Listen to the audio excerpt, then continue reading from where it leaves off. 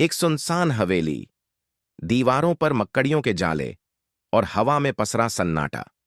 गांव के लोग उस हवेली को भूतों का डेरा कहते थे, खासकर तब से जब उसमें रहने वाले एक परिवार के सभी सदस्य रहस्यमय तरीके से गायब हो गए थे। किसी ने उन्हें फिर कभी नहीं देखा। बारिश की एक रात 12 साल का रोहन अपने दोस्तों के साथ शर्त लगाकर उस हवेली में घुसने का फैसला करता है।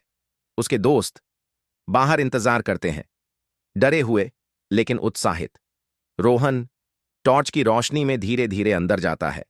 हवा में एक अजीब सी ठंडक थी और कदमों की आहटें दिल को डरा रही थीं। पहली मंजिल पर उसे एक बंद कमरा दिखता है। दरवाजा खोलते ही उसे एक पुरानी डायरी मिलती है। डायरी में उस गायब परिवार के बारे में लिखा था, खासकर उनकी बेटी रिया के बारे में, जो अजीबोगरीब सपनों से परेशान थी। रोहन को लगता है जैसे कोई उसे देख रहा है। दूसरी मंजिल पर उसे रिया का कमरा मिलता है। कमरे की दीवारों पर अजीबोगरीब चित्र बने हुए थे। अचानक टॉर्च की रोशनी बंद हो जाती है। अंधेरे में उसे एक धीमी सी आवाज सुनाई देती है, मुझे बचाओ। रोहन डर जाता है, लेकिन तभी उसे रिया की डायरी का ख्याल आता है। डायरी में लिखा था कि रिया को एक प्राचीन श्राप के बारे में पता चला था, जिसे तोड़ने के लिए एक खास रस्म करनी थी। रोहन को समझ आता है कि शायद वही रस्म उस परिवार के गायब होने का कारण थी। रोहन टॉर्च ठीक करने की कोशिश करता है। तभी उसे एक साया दिखाई देता है।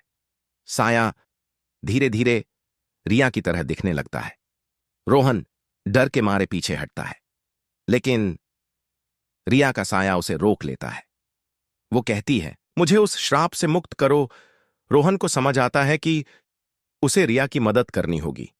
वो डायरी में लिखी रस्म को याद करता है और डरते हुए उसे करने की कोशिश करता है। जैसे ही वो रस्म पूरी करता है, हवेली के अंदर का तापमान बदलने लगता है।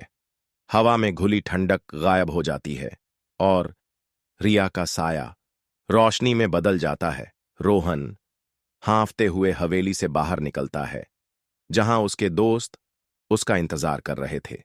उसने उन्हें सारी बात बताई। अगले दिन वो सब मिलकर पुलिस के पास जाते हैं और हवेली की तलाशी ली जाती है। लेकिन हैरानी की बात यह थी कि हवेली में कुछ नहीं मिलता, ना कोई निशान, ना कोई सबूत, बस रिया की डायरी जो रोहन ने पुलिस को सौंप दी। गांव के लोग अब भी उस हवेली से डरते हैं, लेकिन रोहन जानता था कि रिया अब आजाद है। लेकिन क्या वो श्राप पूरी तरह खत्म हो गया था? ये एक सवाल था जो रोहन के मन में हमेशा के लिए रह गया।